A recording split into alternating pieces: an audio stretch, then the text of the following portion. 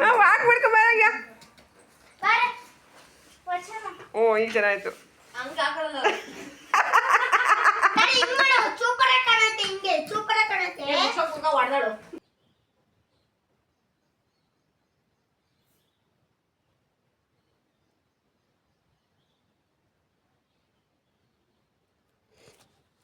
Hello friends, welcome back to my channel Puneeth Lakshmi Hassan vlogs. Friends ಎಲ್ಲ ಹೇಗಿದ್ದೀರಾ? ನಾನು ಕೂಡ ಚೆನ್ನಾಗಿದ್ದೀನಿ, ನೀವು ಕೂಡ ಚೆನ್ನಾಗಿದ್ದೀರಾ ಅಂತ ಅಂದ್ಕೊಂಡಿದ್ದೀನಿ. ಇದು ಒಂದು ಸಂಡೇ.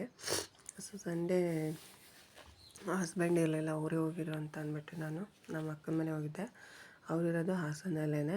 ಸೊ ಕೆಲಸ ಇತ್ತು, ಸ್ವಲ್ಪ ಕೆಲಸನ ಮುಗಿಸ್ಕೊಂಡು ಹಂಗೆ ಅಮ್ಮ ಕೂಡ ಬಂದಿದ್ದರು. ಅವ್ರನ್ನ ಮಾತಾಡ್ಸ್ಕೊಂಬರೋಣ ಅಂತ ಅವ್ರ ಮನೆಗೆ ಹೋಗಿದ್ವಿ, ನಾನು ನನ್ನ ಮಕ್ಕಳು. ಅಲ್ಲಿ ನನ್ನ ತಂಗಿ ಕೂಡ ಬಂದಿಲ್ಲ. ಅಲ್ಲಿ ಪಕ್ಕದಲ್ಲೇ ನೇರಳೆಹಣ್ಣು ಮರ ಕೂಡ ಇತ್ತು. ಸೊ ನೇರಳೆಹಣ್ಣೆಲ್ಲ ಕಿತ್ಕೊಂತಿದ್ವಿ, ಕೈಗೆ ಎಷ್ಟು ಇಟ್ಕೊತೋ ಅಷ್ಟು. ಈಗಂತೂ ತುಂಬಾ ನೇರಳೆಹಣ್ಣು ಎಲ್ಲ ಕಡೆ ಬಿಟ್ಟಿದೆ. ಸೊ ಇದು ಕೂಡ ತುಂಬ ಚೆನ್ನಾಗಿತ್ತು ನೇರಳೆಹಣ್ಣು. ನೋಡಿ ಎಷ್ಟು ಚೆನ್ನಾಗಿದೆ ಅಂತ. ಕೆಳಗಿರೋಲ್ಲ ಸ್ವಲ್ಪ ಕಾಯಿನೇ, ಮೇಲಕ್ಕೆ ಹತ್ತಿದ್ರೆ ಚೆನ್ನಾಗಿ ಆ ನೇರಳೆಹಣ್ಣುಗಳೆಲ್ಲ ಸಿಕ್ಕಿರೋವು. ಸೊ ಎಷ್ಟು ಹಣ್ಣು ಸಿಗುತ್ತೆ ಅಷ್ಟೇ ನಾವು ಕಿತ್ಕೊಂಡು ಅದಕ್ಕೆ ಸ್ವಲ್ಪ ಉಪ್ಪು ಖಾರ ಎಲ್ಲ ಹಾಕ್ಕೊಂಡು ತಿಂದ್ವಿ. ತುಂಬಾ ಚೆನ್ನಾಗಿತ್ತು. ಈಗಂತೂ ಇಲ್ಲಿ ಈ ಕಡೆ ನಮ್ಮ ಸೈಡೆಲ್ಲ ರೋಡಲ್ಲೆಲ್ಲ ನೇರಳೆಹಣ್ಣು ಮರ ಅಂತೂ ತುಂಬಾ ಇದೆ. ಈ ಸರಿ ತುಂಬಾ ಚೆನ್ನಾಗಿ ತಿಂದಿದ್ದೀವಿ ನೇರಳೆಹಣ್ಣಂತೂ.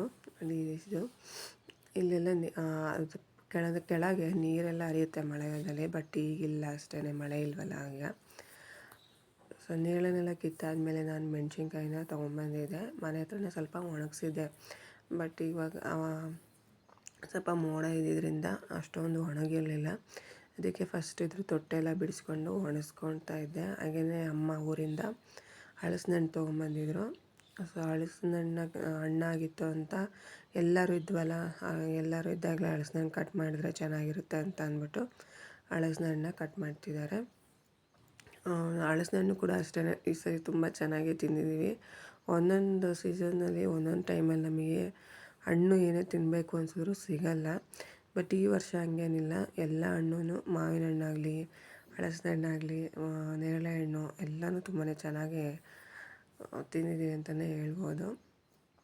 ಈ ಹಣ್ಣು ತಿಂದಾಗ ಅಷ್ಟೊಂದು ನಮಗೇನು ಅನ್ನಿಸ್ಲಿಲ್ಲ, ಬಟ್ ಮಾವಿನ ಹಣ್ಣು ತುಂಬಾ ಎಫೆಕ್ಟ್ ಕೊಡ್ತು. ಯಾಕೆಂತಂದರೆ ಅದು ಪೌಡ್ರ್ ಹಾಕೊಂಡು ಮಾಡಿರ್ತಾರಂತನೋ ಏನೋ ಗೊತ್ತಿಲ್ಲ, ಎಲ್ಲರಿಗೂ ಗಂಟ್ಲು ನೋವು, ಶೀತ ಈ ರೀತಿ ಪ್ರಾಬ್ಲಮ್ ಕೊಡ್ತು. ಮನೆಯಲ್ಲೇ ಹಣ್ಣು ಮಾಡಿದ್ದು, ಮನೆಯಲ್ಲೇ ಕಿತ್ತಿದ್ದು ತಿಂದರೆ ಅಷ್ಟೇನು ಅನಿಸಲ್ಲ. ಬಟ್ ಹೊರಗಡೆಯಿಂದ ತೊಗೊಂಬರ್ತೀವಲ್ಲ, ಅದು ಶೀತ, ಗಂಟ್ಲು ನೋವು ಈ ರೀತಿ ಎಲ್ಲ ಎಫೆಕ್ಟ್ ಕೊಡ್ತು. ನಿಮಗೂ ಹಿಂಗೆ ಆಗಿದರೆ ಕಮೆಂಟ್ಸ್ ಮಾಡಿ. ಹಾಗೆಯೇ ವೀಡಿಯೋನ ಪೂರ್ತಿಯಾಗಿ ನೋಡಿ, ತುಂಬಾ ಚೆನ್ನಾಗಿದೆ ವೀಡಿಯೋ. ಏನೆಲ್ಲ ಮಾಡಿದ್ವಿ, ಹಾಗೆ ಮಕ್ಕಳು ಯಾವ ರೀತಿ ಎಂಜಾಯ್ ಮಾಡಿದ್ರು, ಆ ರೀತಿ ಅದು ತುಂಬ ಚೆನ್ನಾಗಿದೆ ಮುಂದೆ ವೀಡಿಯೋ ಕೂಡ.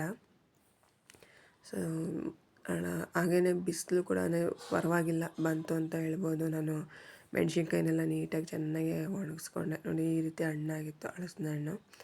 ಇವಳು ನನ್ನ ತಂಗಿ ಮಗಳು, ತಿಂದು ಆಗ್ತಾಯಿದೆ ಹಲಸಿನ ಹಣ್ಣು. ಮಕ್ಕಳಂದರೆ ಹಂಗೆ, ಹಣ್ಣಂದರೆ ನೀವು ಎಷ್ಟೇ ಕೊಡಿ ಅಷ್ಟು ತುಂಬಾ ಅಂದರೆ ಇಷ್ಟಪಟ್ಟು ತಿಂತಾರೆ. ಅದೇ ಊಟ ಅಂದರೆ ಅವ್ರಿಗೆ ಅಷ್ಟಕ್ಕಷ್ಟೇ. ಸೊ ಹಲಸಿನ ಹಣ್ಣೆಲ್ಲ ನಾವಿಲ್ಲಿ ಹಲಸಿನ ಹಣ್ಣೆಲ್ಲ ಕೊಯ್ದು ತಿಂತಾಯಿದ್ರೆ ಒಳಗೆ ಚಿಕನ್ ಸಾರು ಮತ್ತು ಕಡುಬು ರೆಡಿ ಆಗ್ತಾಯಿತ್ತು. ಬೆಳಗ್ಗೆ ಟಿಫನ್ಗೆ ಅಂತಲೇ ಚಿಕನ್ ಸಾರು ಮತ್ತು ಕಡುಬು ಮಾಡ್ತಾಯಿದ್ರು ಮನೆಯಲ್ಲಿ.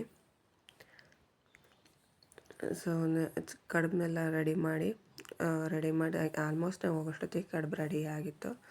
ಆಮೇಲೆ ಚಿಕನ್ ತೊಗೊಂಬಂದು ಚಿಕನ್ ಸಾರು ಮಾಡಿ ಎಲ್ಲರೂ ಫಸ್ಟು ಟಿಫನ್ ತಿಂದ್ಕೊಂಡ್ವಿ. ಒಂದು 11 ಗಂಟೆ ಆಗ್ಬಿಟ್ಟಿತ್ತು ನಾವು ತಿನ್ನೋಷ್ಟೊತ್ತಿಗೆ. ಇದು ತಿಂಡಿನ ಸಂಡೇ ಅಂದರೆ ಹಂಗೇ, ಕೆಲವೊಂದು ಸರಿ ಲೇಟ್ ಆಗುತ್ತೆ ತಿಂಡಿ ತಿನ್ನೋದು. ಹಾಗೆಯೇ ಕಡುಬು ಮತ್ತು ಚಿಕನ್ ಸಾರಿಗೆ ತುಂಬಾ ಟೇಸ್ಟಿ ಇರುತ್ತೆ. ನಿಮ್ಮ ಕಡೆ ಚಿಕನ್ ಸಾರಿಗೆಲ್ಲ ನೀವೇನು ಮಾಡ್ತೀರಂತ ಕಮೆಂಟ್ಸ್ ಮಾಡಿ. ಕೆಲವರು ಶಾವಿಗೆ ಮಾಡ್ತಾರೆ, ಕೆಲವರು ಮುದ್ದೆ ಮಾಡ್ತಾರೆ. ಹಾಸನ ಸೈಡು ಜಾಸ್ತಿ ಶಾವಿಗೆ ಮತ್ತು ಕಡುಬು. ಸೊ ಎಲ್ಲರೂ ನಾವೀಗ ಒಟ್ಟಿಗೆ ಕೂತ್ಕೊಂಡು ಟಿಫನ್ ಮಾಡ್ತಾಯಿದ್ದೀವಿ. ತುಂಬಾ ರೇರು ನಾವೆಲ್ಲ ಈ ರೀತಿ ಸಿಗೋದು, ಆಮೇಲೆ ಒಟ್ಟಿಗೆ ಈ ರೀತಿ ಊಟ ಮಾಡೋದು. ಹಾಗೆ ಇವಳು ನನ್ನ ತಂಗಿ ಮಗಳು, ಇವಳಿಗೆ ಒಂಥರ ನಂಗೆ ಸೀರೆ ಉಡಿಸಿ ಅಂತ ತಲೆ ತಿಂತಾಳೆ. ಒಂದು ವೇಲ್ ಸಿಗೋಂಗಿಲ್ಲ ನಂಗೆ ಸೀರೆ ಉಡಿಸಿ ಅಂತ ಎಲ್ಲರಿಗೂ. ಸೊ ಸೀರೆ ಉಡ್ಸಿದ್ದಾರೆ, ಇದು ಮಕ್ಳು ಉಡ್ಸಿರೋದು. ಇದು ಉಟ್ಕೊಂಡು ಅದಕ್ಕೆ ನಡೆಯೋಕ್ಕೂ ಆಗ್ತಿಲ್ಲ, ಏಕೆ ಅಂತಂದರೆ ಹಂಗೆ ಸುತ್ತಬಿಟ್ಟಿದ್ದಾರೆ. ಹಂಗಾಗಿ ಸೊ ಈಗ ನೋಡಿ ಇಲ್ಲಿ ವಾಕ್ ಮಾಡ್ತಿದ್ದಾಳೆ, ಆಗ್ತಾನೆ ಇಲ್ಲ ಅವಳಿಗೆ ವಾಕ್ ಮಾಡೋಕ್ಕೆ ಕೂಡ. ಆ ರೀತಿ ಸೀರೆ ಉಡ್ಸಿದ್ದಾರೆ. ಹಾಗೆ ನನ್ನ ಮಗನಿಗೆ ಇದು ಆಮೆ ಮಾಡ್ಕೊಂಬರೋಕೆ ಹೇಳಿದರು. ಸಿ ಅನಿಮಲ್ದು ಒಂದು ಕಾನ್ಸೆಪ್ಟ್ ಇಟ್ಕೊಂಡು ಆಮೆ ಮಾಡ್ಕೊಂಬರೋಕ್ಕೆ ಹೇಳಿದರು ನನ್ನ ಮಗನಿಗೆ. ಸೊ ಹಾಗೆಯೇ ಕಾರ್ಡ್ಬೋರ್ಡಲ್ಲಿ ಆಮೆ ಮಾಡ್ಕೊತಾ ಇದ್ದೀವಿ. ಇದು ನೋಡಿ ಈಗ ನೀಟಾಗಿ ಸೀರೆ, ಅದು ವಿತೌಟ್ ಬ್ಲೌಸು ಸೀರೆ ಉಡಿಸ್ಕೊಂಡಿದ್ದಾಳೆ. ಇದು ಆ ರೀತಿ ಹಾಕೊಂಡ್ರೆ ಇಲ್ಲ ಈ ರೀತಿಯೇ ಹಾಕ್ಕೋಬೇಕು ನನಗೆ ಅಂತ, ಬ್ಲೌಸು ಬೇಡ ಅಂತ ಅವಳಿಗೆ. ಹಾಗೆ ಒಂದು ಫಂಕ್ಷನ್ ಕೂಡ ಇತ್ತು ಅಂದ್ಬಿಟ್ಟು ನನ್ನ ತಂಗಿ ಯಜಮಾನ್ರು ಮತ್ತು ದೊಡ್ಡ ಮಗಳು ರೆಡಿ ಆಗ್ತಿದ್ದಾರೆ. ಇವರಿಬ್ಬರೇ ರೆಡಿ ಮಾಡ್ತಿದ್ದಾರೆ ಅವಳನ್ನ. ಸೊ ಮೇಕಪ್ ಮಾಡ್ತಾಯಿದ್ದಾರೆ. ಅವಳಿಗೀಗ ಬಟ್ಟೆ ಹಾಕಿ ರೆಡಿ ಮಾಡಾಗಿದ್ದೆ. ಇಲ್ಲಿ ಈಗ ಆಮೇಲೆ ಯಾವ ರೀತಿ ಬೇಕು ಅದನ್ನೆಲ್ಲ ನಾವು ಕಟ್ ಮಾಡ್ಕೊತಾ ಇದ್ದೀವಿ. ಹೊಸ ಸೋಫಾ ಕವರ್ ತೊಗೊಂಬಂದಿಲ್ಲ ನಮ್ಮ ಅಕ್ಕ. ಸೊ ಅದು ಯಾವ ರೀತಿ ಕಾಣ್ತಿದೆ ಅಂತ ಹಾಕ್ಬಿಟ್ಟು ನೋಡ್ತಾ ಇದ್ದೀವಿ. ಎಷ್ಟಿದ್ರೂ ಸಾಕಾಗಲ್ಲ ಮನೆಗೆ, ಅದು ಬೇಕು ಇದು ಬೇಕು ಅಂತ ಅನ್ನಿಸ್ತಾನೆ ಇರುತ್ತೆ. ಹಾಗೆ ನಾನು ಧನಿಯಾ ಕೂಡ ತೊಗೊಂಡೋಗಿದ್ದೆ. ಧನಿಯಾ ಎಲ್ಲ ಒಂಚೂರು ಕ್ಲೀನ್ ಮಾಡಿಕೊಂಡು ಅದನ್ನು ನೀಟಾಗಿ ಎಲ್ಲ ಏನೇನಿದೆ ಅದೆಲ್ಲ ಕಲ್ಲು ಗಿಲ್ಲು ಇರುತ್ತಲ್ಲ ಅದೆಲ್ಲ ಸ್ವಲ್ಪ ಹಂಗೆ ಸಾಣಿಸ್ಕೊಂಡು ನೀಟ್ ಮಾಡ್ಕೊತಾ ಇತ್ತು. ಅಮ್ಮ ನೀಟ್ ಮಾಡ್ಕೊಡ್ತಾಯಿದ್ರು.